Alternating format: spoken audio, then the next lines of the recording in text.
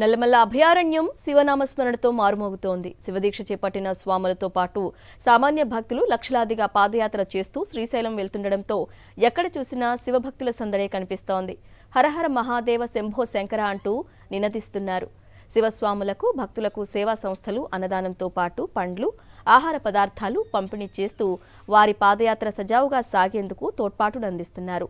నల్లమలలో సాగుతున్న భక్తుల పాదయాత్రపై సాక్షి టీవీ ప్రత్యేక కథనం.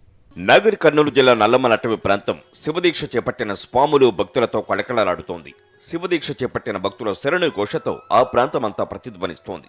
తలపై ఇరుముడి శివ పంచాక్షరిని జపిస్తూ వందల మైళ్ల దూరం నుంచి పాదయాత్రగా వస్తున్న భక్తుల కఠోర దీక్ష నిజంగా ఓ అద్భుతమే. దేశంలోని 12 జ్యోతిర్లింగాలలో ఒకటైన శ్రీశైలం, అష్టాదశ శక్తిపీఠాల్లో ఒకటైన బ్రహ్మరాంబ మహాదేవి కొలువైన ప్రాంతం కావడంతో మహాశివరాత్రి సందర్భంగా లక్షలాది మంది భక్తులు బ్రహ్మరాంబ సమేత మల్లికార్జున స్వామిని దర్శించుకునేందుకు తరలి వెళుతున్నారు. గడిచిన 3-4 రోజులుగా నల్లమలలో ఎక్కడ చూసినా శివస్వాముల సందడే కనిపిస్తోంది. రాష్ట్రంలోని నలుమూలల నుంచే కాకుండా ఏపీ, మహారాష్ట్ర, కర్ణాటక వంటి ప్రాంతాల నుంచి భక్తులు పాదయాత్రగా వెళుతున్నారు. రవాణా సౌకర్యాలు ఉన్నా తమ కోర్కెలు తీర్చుకునేందుకు దీక్ష చేపట్టిన స్వాములు మాత్రం పాదయాత్రగానే వెళతారు. కాలినడకన కొండలు, గుట్టలు, బండరాళ్లు, ముళ్లకంపలను అడ్డు తొలగించుకుంటూ శివనామస్మరణ చేస్తూ ముందుకు సాగుతున్నారు. బొబ్బలు వస్తే కాళ్లకు బట్టలు కట్టుకుని పాదయాత్ర కొనసాగిస్తున్నారు. ప్రధాన రహదారి గుండా వెళితే దూరం ఎక్కువవుతుందని భావిస్తున్న భక్తులు దట్టమైన నల్లమల అటవీ ప్రాంతం నుంచి కాలినడకన వెళుతున్నారు. ప్రస్తుతం అడవిలో పులుల సంఖ్య పెరగడంతో పాటు వాటి సంచారం ఎక్కువైందని చెబుతున్న అటవీ శాఖ అధికారులు అడ్డదారి ప్రయాణం వద్దని సూచిస్తున్నారు. కానీ భక్తులు మాత్రం లింగాల నుంచి వటవర్లపల్లి మీదుగా అటవీ మార్గంలో గుట్టలు, కొండల మధ్యలో నుంచి శ్రీశైలం వెళుతున్నారు. ఇట్లా 6వ చేస్తున్నాం స్వామి. దేవుని మహిమతో వెళ్తున్నాం స్వామి. తిప్పులా పడకుండా ఏదో వెళ్తున్నాం స్వామి. మా కష్టాలు, బాధలు దేవునికే పరిమితం చేసి వెళ్తున్నాం స్వామి.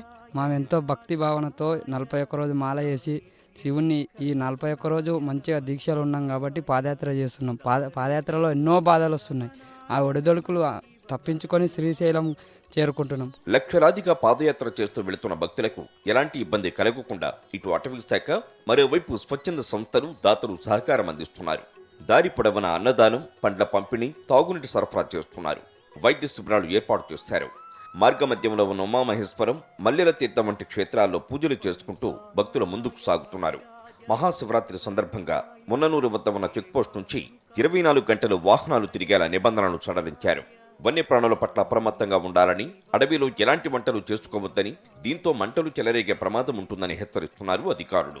భక్తులకు అన్నదానం, పండ్లు, తాగునీరు సరఫరా చేయటం తమకు కలిగిన భాగ్యంగా భావిస్తున్నామంటున్నారు దాతలు.